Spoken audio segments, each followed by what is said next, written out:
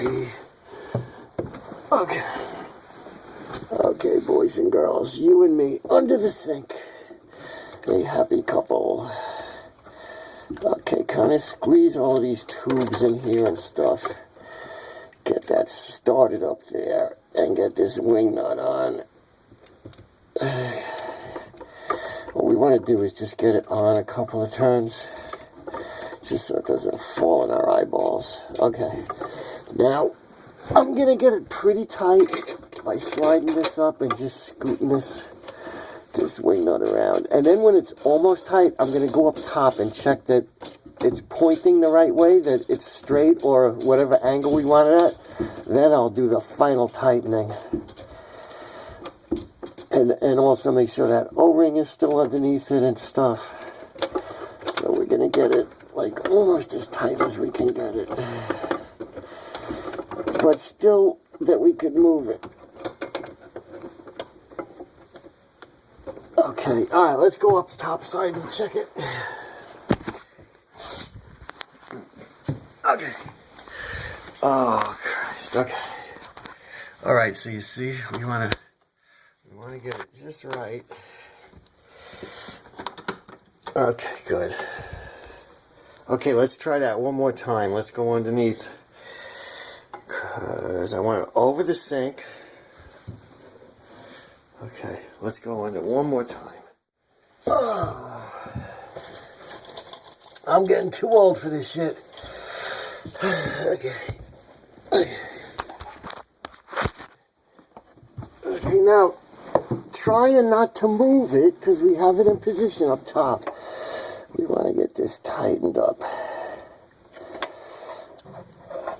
Okay, good. Okay, now I can put this adjustable wrench on one of those wings and just get it a little bit tighter. It would be good. Oh, look at that. It's perfect. Alrighty, so we got it nice and tight, and the O-ring's nice and tucked. Everything's cleaned up over here. That's looking pretty good. We're going to go under here. We're going to mount a tank. Now, basically, there's already 2 screws back there from the old tank that are going to fit on this. But if not, I would just hold this tank in place on the wall, level. It's important it's level. I mean, you don't want it really crooked, but as long as it's like really close to level, you're good. And I'm going to mark with a pencil. Bring it out, put these 2 screws in, but leave them sticking out, and then keyhole this thing in, and then tighten up the screws. So you could mount it on the side of a cabinet or on a wall, but the thing is, you want it close enough to your supply. You see how we got to make this extension, because we came up short here. That's why I got those compression fittings. But you want it within range of all of these things. So in this sink, really the only place without extending all of the hoses, which is it would be here, I think, would just about work. But that's probably the best spot back there on the wall. So it's called a wheel cutter because there's a wheel in there. Okay, so I'm gonna eyeball how much we need. First we put this on like this, then this little bushing goes, and again the metal bushing for the metal pipe and the plastic bushing if it was plastic pipe. Then our compression, okay, and you want to make sure that this kind of snugs in there nice. And I'm going to set this end up before I go under there. We're going to double wrench it. One holds the fitting and the other tightens the nut. And it compresses that bushing and makes a seal. That's why they call it a compression fitting. Okay, good. Now we're going to go under and do the other end. It goes to the other end of that fitting, or like this. So we put this nut on and another bushing. So this is going to go into the existing fitting, and this is going to mate to the pipe from the spout with another bolt and bushing. Like I said, we make sure pipe, bushing, and nut Now I'm going to double wrench it and snug it down.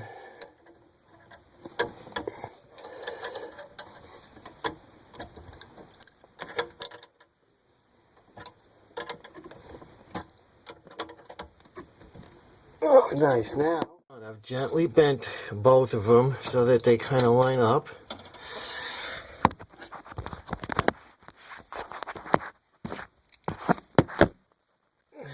And then our nut goes on, and our bushing, and then it goes into the compression.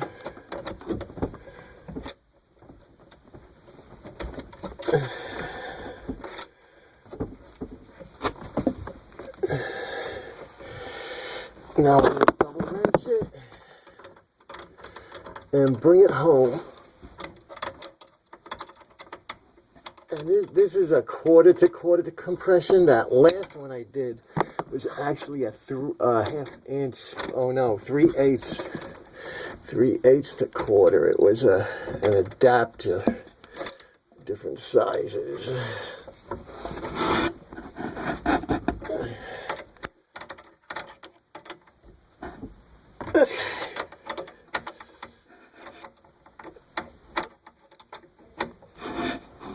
Okay, guys, here's the extension.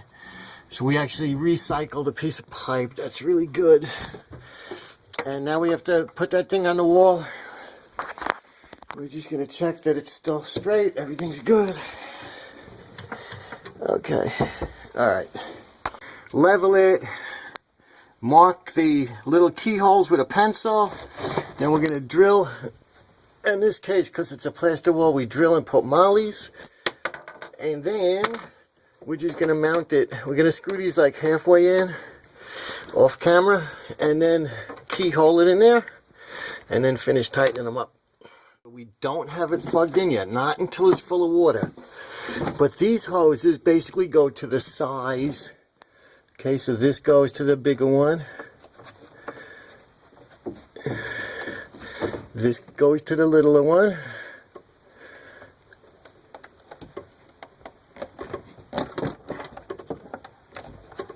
And then the blue one clips. Snap, snap. Can't get it wrong. Now, our supply on it. Check for leaks in our new compression fitting and everywhere else. So we got one leak right here. And usually something like this, we could just tighten it up and stop that leak. Just snug it. Don't go crazy here. Just snug it up. Wipe it down and then keep your eye on it. We're also going to check here because this is that problem area where I'm going to link again right now to a quick video if it does leak there on how to stop that. So we're going to dry all of this up and keep our eye on it. We're checking this. It's fine. We're checking this. It's fine. We're checking up there. Everything is fine, fine, fine. So let's make sure this is on all the way. And it is, and we're checking here again, no leak. Checking here, no leak. We're good there. Now, what we do is just turn this until the water comes. The tank has to fill up, so it'll take like a minute. But we're also eyeballing everything here, make sure it's not leaking still. You can hear it, and we just gotta let this tank fill up. Once the tank is full, the water will come out of the spout here, then we can plug it in. And once we plug it in, we can adjust the temperature. Now, one thing with the temperature on these things is if it's too hot, it gurgles and sputs and spitters. It makes a lot of noise. If it's too cold, your tea and Insta soup and your ramen isn't so hot. So you want to get like the happy medium where there we go. Okay, now the tank is full. Now we can plug it in. Okay. Now we can adjust the temperature. Now usually about half is where I leave it, and then I tell the people if it sputs and spitters to turn it down a little bit, if it's not hot enough to turn it up a little bit. I like to check for leaks. I touch it and check my fingers are dry. I'm going to check everything where I messed around and make sure that it's my finger comes up dry. Now see, that's a little damp there.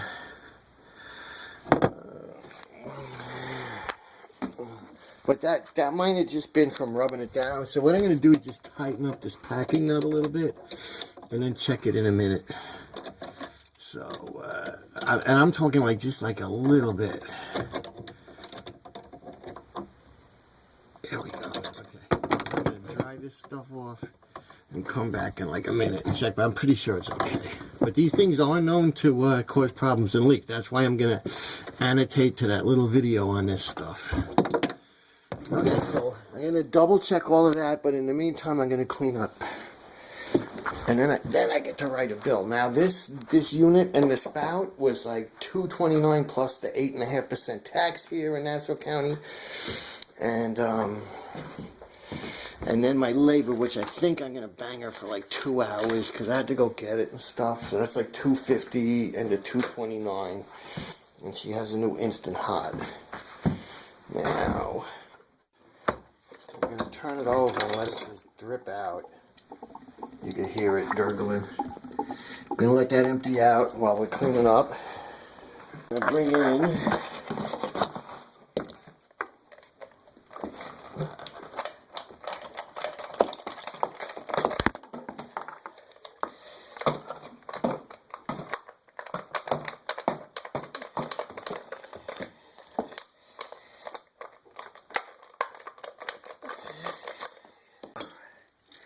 okay, so there's our scrap.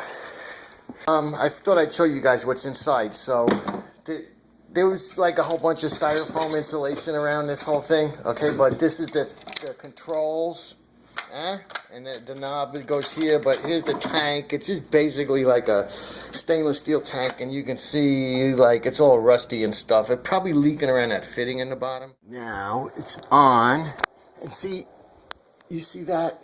It's too hot. And it's gurgling and putting water at the top. So we're going to turn it down a little bit. Because the water expands so much that it comes out that vent pipe. So I turned it down just a little bit below half. Okay, half would be like there. I got it to like there. And I'm just double checking everything again with the hand. Come up dry.